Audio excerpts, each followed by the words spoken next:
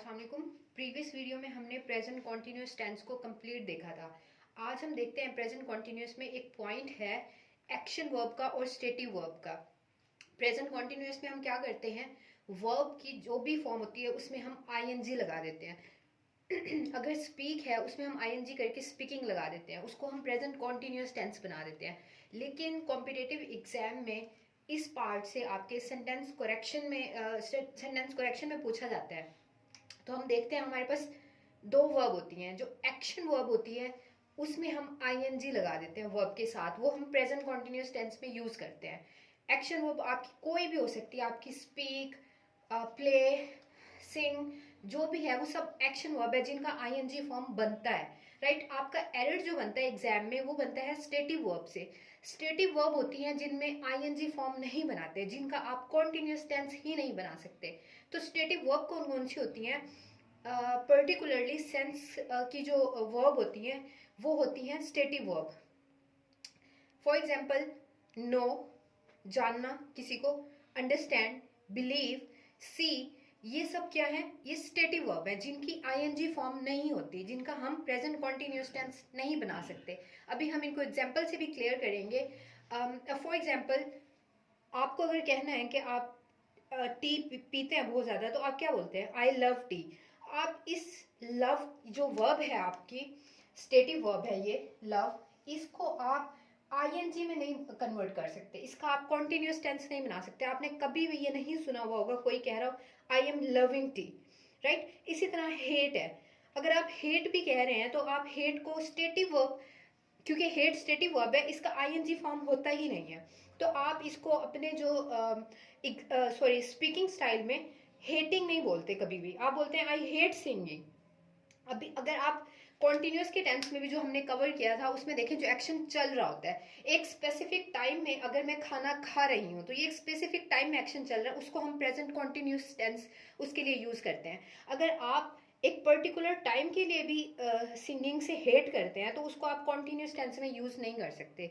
इसी तरह बिलीव, अगर आप बिलीव कर रहे हैं तो आई एम बिलीविंग यू नहीं कहते। अगर आप किसी स्पेशल बात के लिए भी किसी पे बिलीव कर रहे हैं तो आप बोलते हो I am believe you, I believe in you. Right, so इसी तरह एक है वॉन्ट।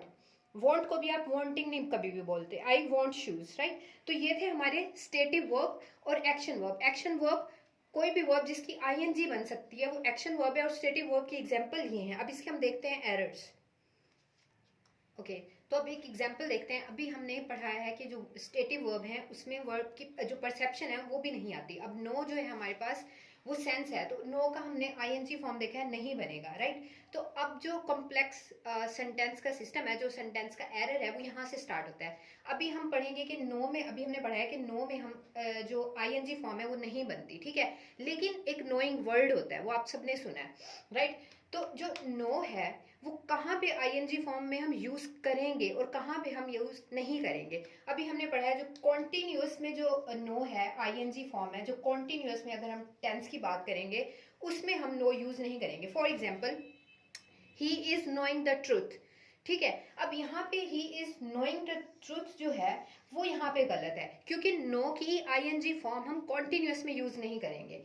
तो यहाँ पे ये बिल्कुल गलत है। यहाँ पे आएगा ही knows, right? He knows the truth. अब सेकंड में देखें, आफ्टर नोइंग हमारे पास क्या बन रहा है? यहाँ पे हमारे पास है प्रेपोजिशन।